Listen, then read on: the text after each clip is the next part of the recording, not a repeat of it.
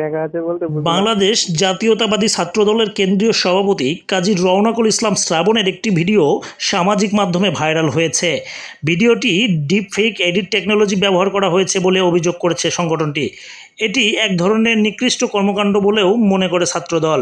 এ ঘটনায় মঙ্গলবার রাতে ছাত্রদলের কেন্দ্রীয় সাধারণ সম্পাদক সাইফ মাহমুদ জুয়েল সংগঠনের পক্ষ থেকে গণমাধ্যমকে পাঠানো এক বিবৃতিতে এসব অভিযোগ করেন। ছাত্রদলের নেতাকর্মীদের উদ্দেশ্যে সাইফ মাহমুদ জুয়েল বলেন, ছাত্রদলের প্রতিটি নেতাকর্মী সুস্পষ্টভাবে জানিয়ে দিতে চাই, এই ধরনের সভ্যতা বিবর্জিতহীন ও ঘৃণ্য অপচেষ্টার মাধ্যমে আমাদের লক্ষ্য থেকে বিচ্যুত করা যাবে না।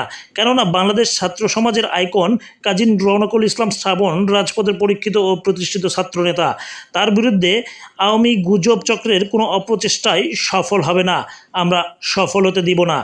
অভিযোগ করে বিবৃতিতে ছাত্রদলের সাধারণ সম্পাদক বলেন, বাংলাদেশ জাতীয়তাবাদী ছাত্রদল কেন্দ্রীয় সংসদের সভাপতি কাজী রওনাকুল ইসলাম শ্রাবণের চেহারার মিল রেখে কোনো একজনের শরীরে মুখায়ব প্রতিস্থাপনের মধ্যে দিয়ে ডিপ ফেক এডিট টেকনোলজি ব্যবহার করেছে আওয়ামী লীগের কুচক্রী একটি মহল, যা সম্পূর্ণভাবে মিথ্যা, ভুয়া ও জালিয়াতি ছাড়া আর কিছুই না। সাইফ মাহমুদ জুয়েল বলেন, সাইবার ক্রাইমের অন্যতম উপাদান বিশ্বজুড়ে আতঙ্ক তৈরি করা। এ ধরনের ডিপফেক টেকনোলজির অপপ্রয়োগের মাধ্যমে যে কারো চরিত্র হনন করা সম্ভব।